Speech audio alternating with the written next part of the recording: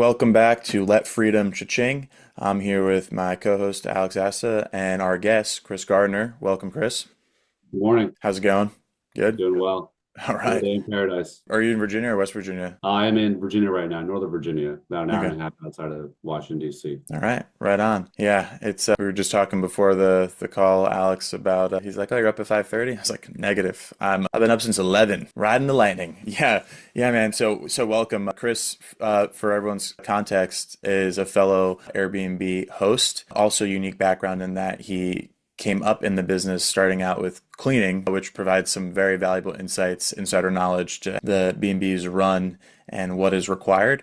And I would say the claim to fame that I'd love to tap in, Chris, is your wide swath of region that you cover, a large geographical region, and it would definitely test people's logistical, elements of their business when you run a portfolio like that. So without further ado, I'll turn it over to you, Chris, and let you introduce yourself and what you got going on. Yeah, thank you so much, of course, George. So it pretty much started when I was getting out of the military in 2019. I was serving a stint in Northern Virginia, in Arlington to be specific, and I needed to get some pocket change, some money before I started a new job.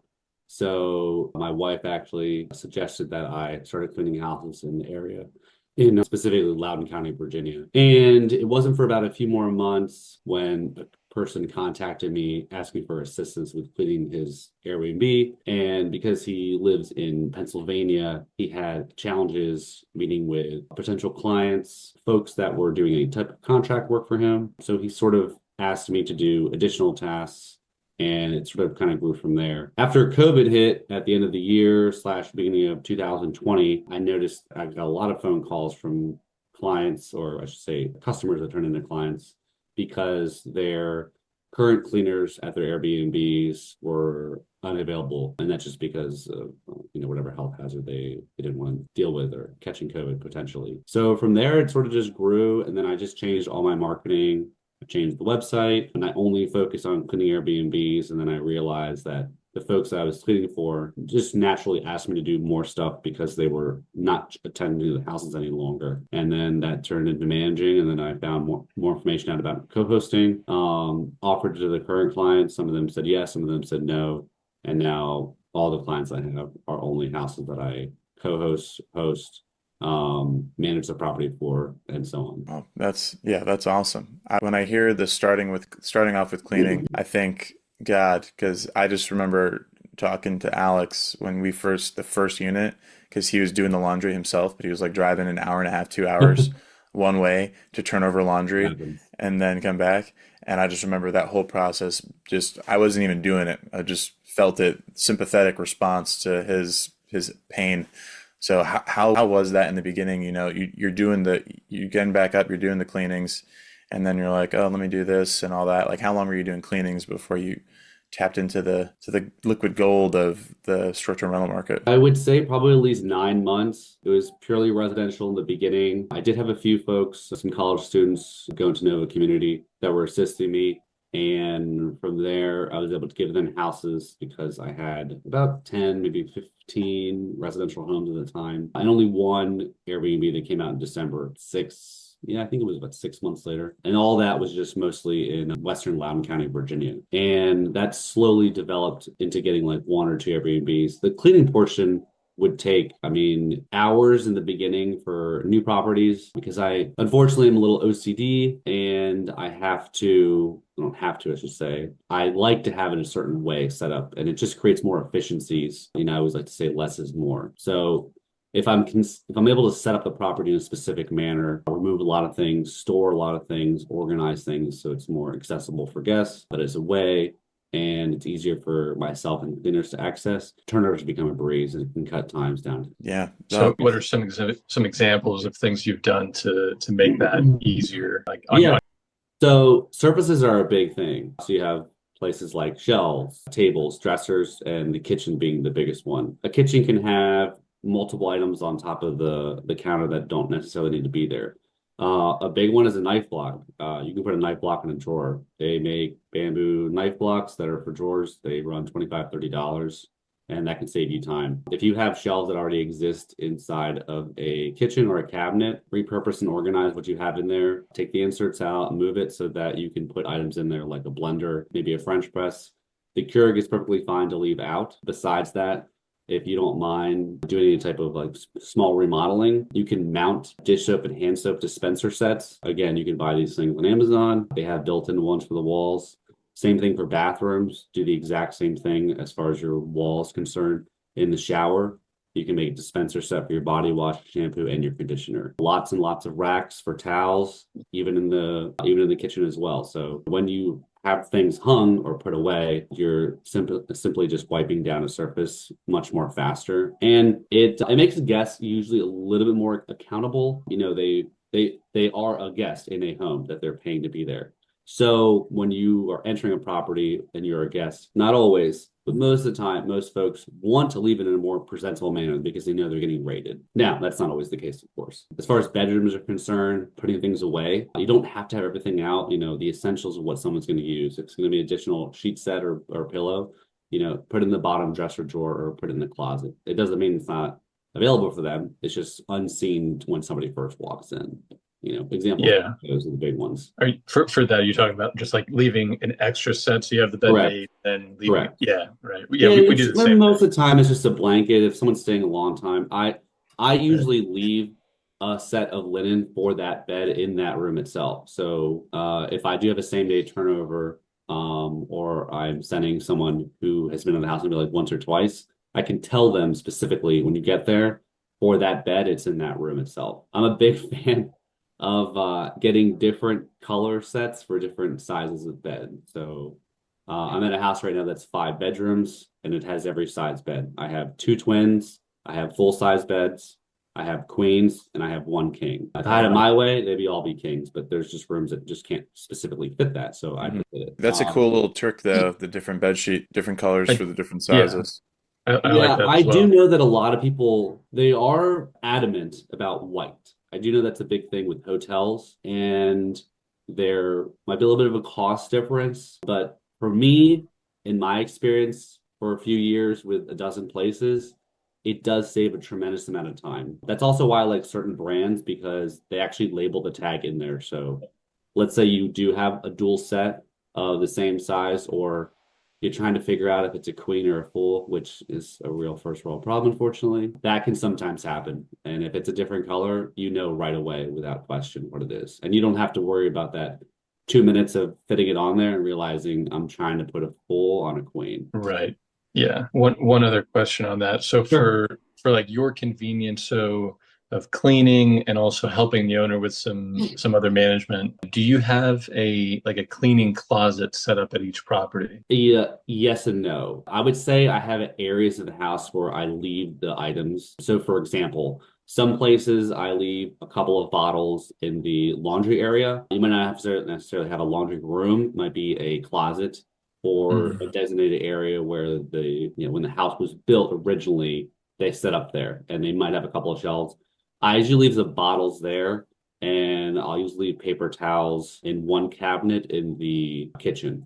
Now, obviously, a 1 bedroom is much, much different than a 5 bedroom house, just because logistics, people, will have more space built for the larger homes versus the smaller homes. You're only going to have, space below the kitchen sink. I usually put a mat underneath the kitchen sink, so it's just pitch black and just looks nicer when you open it up, and then they're just less items in there. Anyway, so to answer your question, I'm not necessarily a big fan per se of like creating an actual closet itself for all supplies. I like stuff spread out a little bit so that when I'm in a master bath upstairs, there is 2 paper towels in there and a bunch of Windex and possible bleach, so that I don't have to go downstairs, or vice versa. I don't have to go upstairs for something. Gotcha. That works at the 2-level houses at least, and the 3-level houses. The 1-level houses, it doesn't matter. So all these things, you can say they're contingencies, they're backup plans. They're for me to plan to fail, so that when I'm upstairs, I don't have to worry about going downstairs and upstairs. But all these things add, minutes to 10, 15 at the time to save me more energy, to save me more time so I can finish and go to the next place.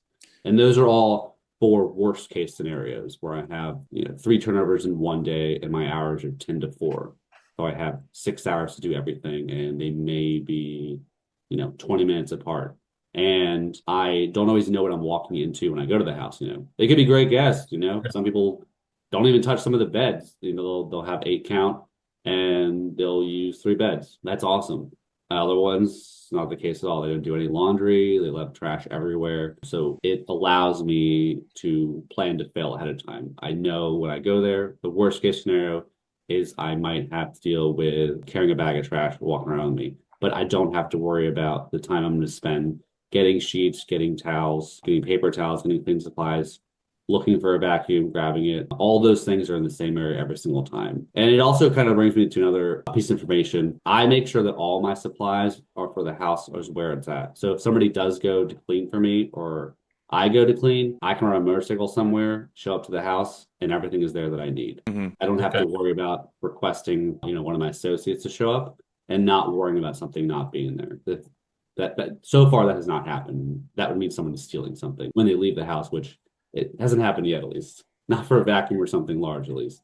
Yeah. No, I mean, I think I picked up on two things. One, Sure. doing this has preheated you to just develop robust and systems and processes, which yield, the successful way to run the B&B portfolio as well. So like, yes, you Correct. have, all these systems that you've established for cleaning, which by the way is like probably one of the most important facets of the Airbnb business. So you already have that down, but then you're developing this framework that you can expand and extrapolate out to the other facets of it. But then another nice thing is when you run the cleaning and you have a team of cleaners and you own that in-house, you now have the ability to push out to markets that don't have a good Airbnb ecosystem. These sub 75 unit markets where there might be one or two cleaners in the area and they have people by the balls and they dictate what they get. And it could be Yeah. a bad quality cleaning for a high price, and you're just going to have to accept it if you want Airbnb there. You now are free to navigate, and we were talking about earlier before the call started. You're free to navigate and set up your systems, and you're postured to get after it in some areas. Yes. I think you hit it nail on the head. I mean, it really is just about, getting after it. Something I hear Jocko say a lot on his podcast. But it's not challenging, it's just work. And I think that's what a lot of people forget to realize. Yes, it is easy to set up a listing online. Yes, it is easy to take some photos of your basement and put it up, but it's challenging to maintain that high level of desire in creating your own supply and demand because it's work every single day. And I think that's what a lot of people don't want to work towards, whether it's in a personal job or their side hustle.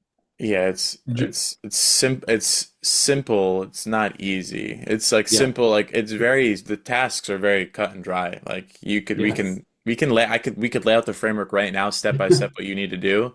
And Yes. still, it's like, hey, you want to replace your job and make 6 figures? Here's what you do. You do these things, and then you just keep on doing it, and then you can make 7 figures. It doesn't matter though, because people rarely get past the first step, which is like calling people to get units. They're like, meh, Yes. it's too hard. I don't have money to buy a house, so I can't get an Airbnb. Yes. A client, and he has a fourth house, right? So I manage 3 of his units right now. Well, one's technically a duplex, so it's 2 units in one house, and the other one is a cottage below another house. And he's getting, I think he's getting like 2,200 for his cottage, his fourth property, right? And it's connected to a building. And his worry, him and his wife's worry, is that because it's proximity to the road, that if he does list it on Airbnb, VRBO, we put it on Lodify or Guestly, that people will complain about the traffic of the road, and it will then turn into bad ratings. Mm.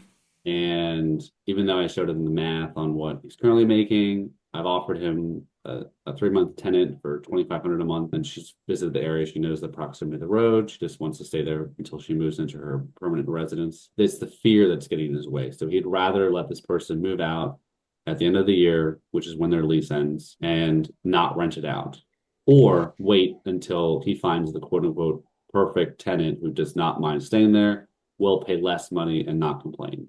So he's, leaving money on the table. But I can't tell him over and over again, or I can explain to him. But Alex, yeah, I could see your pining to get it. It's we with the owners when you're trying to help them. It's like, hey, here's the deal. My motivation is to make you as much money as possible because I get paid off was of what you get paid. This is not some weird scheme that I have. to screw you over. I just want to make you as much money as possible. Right. Yeah. Sorry to interrupt. No, That's you're always good. the funniest thing, right? It's like these clients, I don't know what, sometimes I don't know what they think because they're I don't like, know. oh, the most important thing to them is pricing, right? They want to make sure they're paying for everything, all the utilities, so they want to make sure the properties make as much money as possible. But I think the biggest thing that we've experienced is like, all right, you know what? We need to set the expectation. Even like every time we think it's clear enough, it's like, nope, not clear enough. Part of that is like the line of communication and how open, how available we are. Some clients, we really don't talk to them often at all. They check in with us, we have a phone call or whatever. And then other clients, they need their hand held and it's like they want their hand held, like communicating every day. But that's oftentimes about pricing because they're new to it and it's still a learning thing for them. Some of them have had, long-term tenants in the past, some have not. So I think the biggest thing for them is just kind of learning and getting their comfort level established. You miss 2 nights, and all the extra money you thought you were gonna make or whatever is gone. You lose the profit. So like you might as well just get it at a slightly lower rate if you can guarantee like a length of stay, a discount. Is like, okay, yeah, the property's going for 30 to 40 bucks under the ADR that you normally would get, but you're guaranteeing that you're filling up a slow season week with 100% occupancy, which is worth more than the potential of getting it rented out at a price that is arbitrary that you believe it deserves to be rented out at. Yeah, I think a lot of people kind of forget that. Like And that the owner, the person who has that property, you're not living there. You're not staying there. The focus is to allow the houses, the place, the cottage, the unit, the apartment, the villa to speak for itself. It should be able to do its own advertising and bring that desire to create its own supply and demand so that people want to stay there. Just that's what the owner who has had this house for, it could be 5 years, it could be in some cases, I mean, my clients, they are about to hit 40 years. They're grandparents now. Their focal point is on this one specific thing that they see, but they're not there. They're emotionally invested to like the Yes. legend of their property. hey, Chris, have you had, when you're getting started with some new properties, new clients, for like managing them, are you also involved in like the design of that place? Like, do you like to do that? Like, as far as like, oh, you should do an accent wall of this I color. love doing that.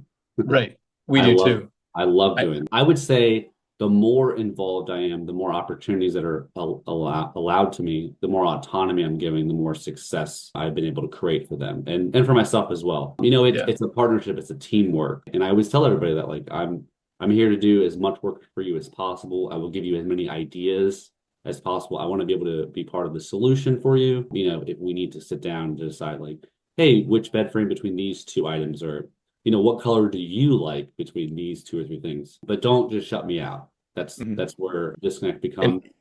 yeah. And I think the most important thing there is like what you mentioned a minute ago is and we always do this when we're starting with a new client. I'm thinking of one in particular. We tell them, hey, remember when it comes to this design and the colors of the wall, you are not living there.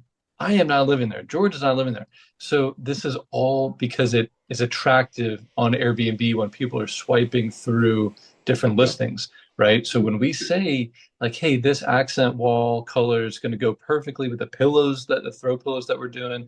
The bedroom is going to be this. And then imagine, so yeah, we don't need to get too much into it, but we have painted a wall. We had a client agree to this. Like we sent samples, like pictures and things, and they said, "Oh, yeah, sounds good. Okay, I'll have my guys paint it." And then they painted it, and then this client said, "Ooh, ooh, no, no, no, no. I don't like that. You know what? I'm just going to go back to what I wanted in the beginning, which was like an eggshell white or something." And painted Right. over it and didn't prime it. So then it's like if you look closer, you can actually see, Right. in the corners, like the old color. It's like, oh my God. Now it just, because there wasn't, there are too many things happening there. But the biggest is, they want to make it look like they live there. Yeah. They're not appealing to, travelers. Chris, I want to get this like graphic and you can do a graphic. We could do a graphic representation with all our listings, and we could rank Yeah. out the listings from most profitable to least profitable. And I swear to God, the level of autonomy that we have will directly correlate to the profit percentage that a unit makes. I get that Like, right now. I do. yeah, I know it. It would Everyone, be the same way that Alex just described. yeah, it's literally without like it goes all the way on one end. You own the property and you literally have no rules and you can do whatever you want. And then the next one would be an arbitrage deal where you own the lease and you are pretty much can make whatever decision you want. That's not like super crazy to the property or you're willing to pay for it. All the way to the owner who's like, hey, I want 5 iterations of this design and we're going to go with the most bland, whatever my, and then they start bringing in it doesn't become a one person thing. And then they have to check with their wife to see if it's good. And then it's a nightmare. Checking with the spouse. That's could be, either person. When they say like, I've checked with my wife, I've checked with my husband, I've checked with my spouse, I automatically know it usually means a no, Hmm. or there's some type of fear that you have, or personally, what I think, just what Chris thinks, is that they are afraid that they are relinquishing control and they will lose some type of, I'm guessing maybe some type of ability to use their home again. Or, I mean, I've had a family, I'm not kidding, for a year and a half. Every single time I talked to her on the phone, because I wasn't allowed to talk to her husband for some reason, that she would always remind me that is still very much her home. And I don't know, like 6 months, and I was like, I just want you to know that I'm not trying to take your home. I don't own your home. I can't eat from you. I don't even own the listing. I have a key, which you can easily change. You got Ring cameras on there. Is there some type of fear you have, like that maybe Right. you might come back from Florida to Northern Virginia and your maybe house will be belong to somebody else? And I got bland answers. She didn't really answer it, but it just seemed some type of fear. I think ego gets in the way, and a lot of my clients are sometimes twice my age. Their kids are my age. I'm only in my 30s. I'm relatively young still. That might have something to do with it. Yep, that's That is, 100% it. yes. They We experienced the exact same thing where it's like, oh, I'm 72 years old. I've been an investor for 35 years. You don't know anything. I know you've owned your business, and that's a huge part of it. Yeah. It's And I love business owners. That's great. You understand the risk in a business. You're not a public sector employee, where you get paid every 2 weeks or the first and the 15th if you're in the military, and you get paid the same amount hard less you work. You understand the value of working hard. Or personally, just my least favorite, not to be offensive or anything like that, but I'm just not a big fan of working with realtors. They, for some reason, think they know everything about a short-term rental when they may be in the same industry, but it's not the specific same field. people love to think they are the experts, especially, and that's constantly the issue, right? Is like when they are the owner of the property, they think, oh, no, I know what's best. Even I know I just bought the property. I know you guys are the subject matter experts in this field, but so it's that can be tough. But with realtors too, I find that like when I speak to realtors on the phone, like for the first time, especially, it's it's like people they hear the word short-term rental or Airbnb and they immediately some people have this like negative, correlation, this negative thought. And especially realtors, they're trying to make a sale, they're trying to get a commission and move on to the next one. And when you tell them like, hey, look, it would be a good thing for us to connect. So if you have a potential buyer who is interested in short-term rental, then you can contact me, you can contact us, and we can ultimately help your buyer or your seller, whoever it is, For sure. but the realtor, in my experience, at the end of the day, not everyone. Like we've Correct. certainly had some that Yeah. are like, oh yeah, that sounds great. Yeah, Yeah, I let's work with exchange two that are information. great. What's that? I work with two that are great, and I only know that because I mean, in the sense of I knew them before, like we got into short-term rentals together. Like we were already friends. They just happened to have that occupation, and they Yeah. contacted me to do like a move out clean, and we just stayed in touch. That sort of thing. It wasn't like I am a realtor and I also have a short-term rental, and I'm going to contact a company to help me. Those are unfortunately the ones that I don't end up working with for Yeah. one reason or another. But it's the same reason that you just described, Alex. Yeah. You have your cleaning company, do they clean other people that you're not hosting for? Like, do you proliferate the Airbnb space? One is exclusive to me, her and her husband, they work together, and her husband actually does some of the remodeling and the handyman work. So he just remodeled the bathroom in the Shepherdstown property, West Virginia, that I was mentioning to you earlier. The other two are actually subcontractors, and they do their own work as well. So they work independently, they have their own clients, and they're contacted as needed. Usually when I have, like I mentioned before, if it's a Sunday and I know ahead of time I might have two larger homes to do, or the home is sporadic, like Leesburg all the way to Shepherdstown, which can be about 40 miles. And it's rural, so I can't unfortunately do 70 all the way there. Those are situations when I would be contacting a sub who has their own company. So yes, they'd be cleaning other places as well. Do they, I'm assuming they do a flat rate. How do you charge your subcontractors for cleaning? They do flat rates, yeah. So Yeah. I've always had them do the house with me at least once, each one of them. I ask them, what their thoughts are, how much would you cost, how much would you charge for something like this? And then after that, we can usually negotiate because the house is a little bit easier. They all do only residential, at least from what I've known in the last 2 years I used both the ladies for. And they have noticed that the house is just less work because I set it up a certain way. And you're not picking up items like clothing, towels, children's toys, and everything in the kitchen that usually happens when somebody cleans the house once a week and the people that are living there aren't doing anything in the kitchen at all besides cooking food. So they're usually more relaxed with charging me because the time frame that it takes. It can be. Yeah. Have you found that, owners that you work with, do they, if they're expecting you to clean it, I mean, have you already made that clear? Like, hey, sometimes, or first, maybe for certain properties from the get-go, like, hey, it's not going to be me cleaning it. Yeah. Okay, so you haven't had. Sometimes I eat it for example, like I'm also in the National Guard, right? So when I have to go to drill on the weekends, or I might have to go to I did a course a few weeks ago for the National Guard Combat Lifesaver. It was 4 days straight, right? A couple of those days I just physically could not be there, and it would cost me money to be able to pay a subcontractor to go out there to clean it because my other cleaner's already busy doing her tasks throughout the day. And those are situations that I just eat it. But those are really rare. And I just say it's just the cost of doing business. Yeah, no, that's you're postured knowing the inside scoop with the cleaner. It's like a big thing because there's always that contention, right? Like we have, and you'll hear it throughout the Airbnb space with all the Airbnb like gurus, and a lot of them are, you need to get an hourly cleaner at like $15 an hour.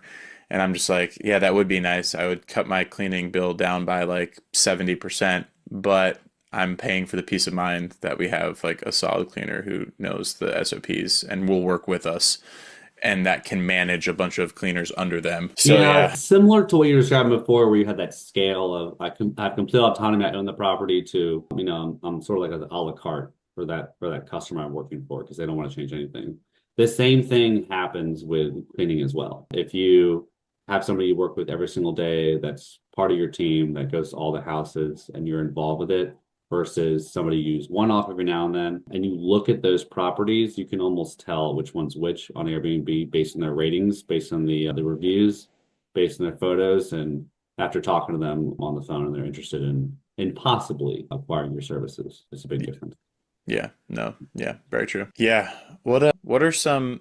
So you've seen a lot of you pretty much know every facet of the business, like at that scale there, from cleaning from the front end all the way to the back end. What are tips that you'd give to people that are beginning to scale, that haven't cut their teeth in the cleaning side of it and are new to it, to ensure that as they scale their properties, they are effectively maintaining the standard? Because with the way everything's evolving, if you lose your superhost, you're done. Like that's it, you're done. That's like almost insurmountable. But two, you need to be, even being superhost isn't good enough. Like you need to have all those fancy badges that say you're even more amazing. Like right, the 1, the 5, the 10% one nowadays. Yeah, it's organizing, and it's doing the same thing every day and staying consistent with it. So you can say like, well, just don't drop the ball. Or like, well, it's okay to take a day off or something like that. And I don't believe that at all. I work when I'm sick. I worked when I had COVID. I work after drill. I work before drill. I'll get up earlier. It's everyday grind. That's like what you described before, George, like getting after it. So keeping things organized all the time, like having a calendar, whether you use Outlook or whether you use Google. That's what I use on my phone. So I look at my phone at any moment, see the calendar, it's synced to it. So it tells me for all the houses when the checkout is and when the check-in is. That time frame right there is the most important thing at all. And then staying consistent, doing the same thing with every house every single time. So always put the laundry away, even though it's sometimes annoying. I don't really care if I put stuff in the dryer, but some people still complain about that. Always leaving the lights on, getting the same house set up the same way every single time. And I'm talking about like little details, right? I know I mentioned before like the organization piece, but like using the same lock, like always get a Schlage end code, just get the thing. It's $200. I know it's expensive, whatever. Just get it so you can put it in the door. People can figure it out. It's not a Yale, it's not a quick set. You don't have to push any other buttons. You put 4 codes in, the door unlocks automatically and you get notified.